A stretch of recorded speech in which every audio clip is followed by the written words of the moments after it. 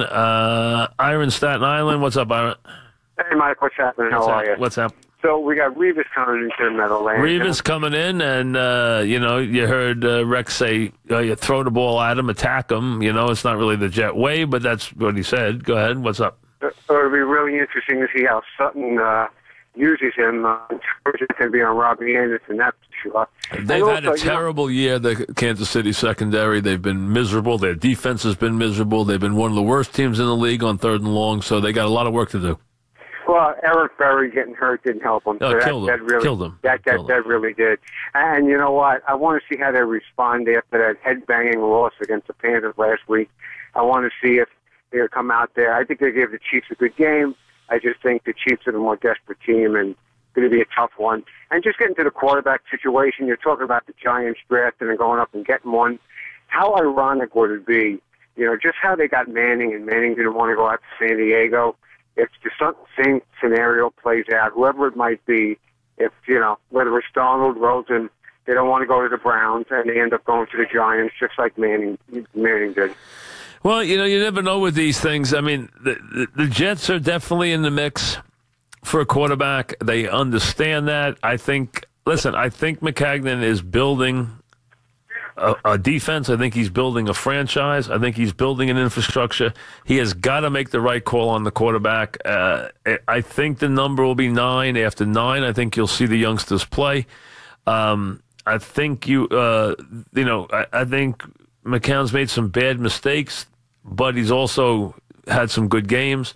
Anderson's done very well, obviously catching a touchdown pass in 5 straight games. He's shown an explosive quality.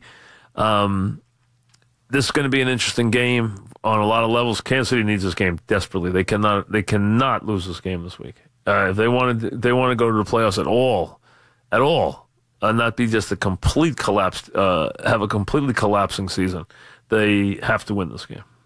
Derek in Sands Point. What's up, Derek? Hey, Mike. How you doing? Good. What's happening? I totally agree. I think Eric Berry is I think he's the best player in football. That's just my opinion. That's a little strong, but he is a good player.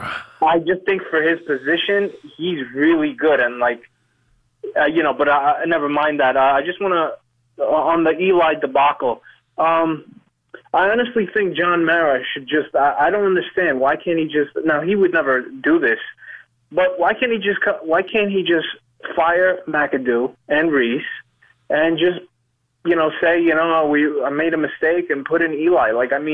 Do these billionaires really have that much pride to the point where, they can't swallow that, because their other cohorts might be like, oh, he's coming across as weak, or it's just not the way it's done? Well, it's not the way it's done, but he can do whatever he wants. It's just not the way it's done. It really isn't. He's not. I mean, he might get angry and jettison him before the season's over, but I don't know if that means Eli goes back. I would think he probably doesn't now at this point. They've already ruined the streak. I think now I would think they would look like they really just had no idea what they're doing.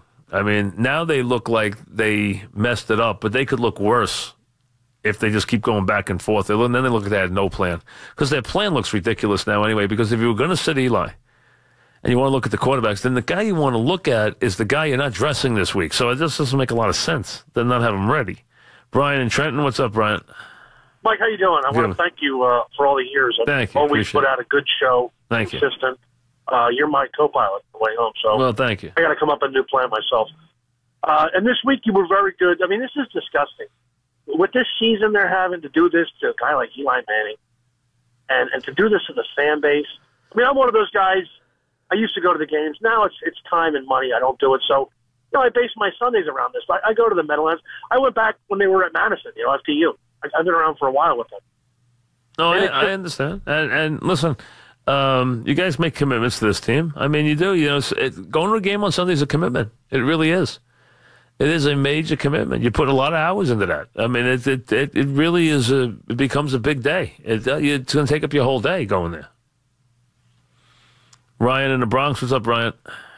Hey, Mike. What's up, buddy? What's happening? I just wanted to call and say thank you for all these years letting a Bronco fan from the Bronx call up and talk to, because we had no other place to call. Thank you. And about this year, I don't know if I probably haven't watched any games, but No, I watched them. I watch everybody. I watched them the last couple of weeks. I mean, I've expected them to be losing.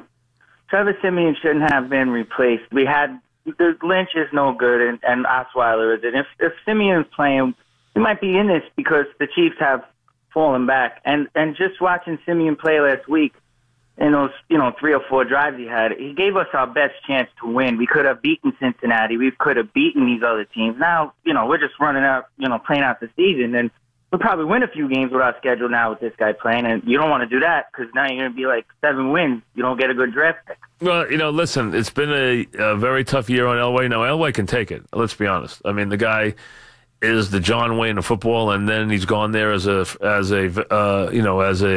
executive and still won another Super Bowl. So he's done everything you could ask him to do there. So it's not like he doesn't have the resume. But even he's taken the hit this year, no question. And he's messed up the quarterbacks too. He really has. That team is kind of really falling apart. It happens. Sometimes a season can really spin out of control, and the Broncos are a perfect example of that. Back after this. We're getting the party started.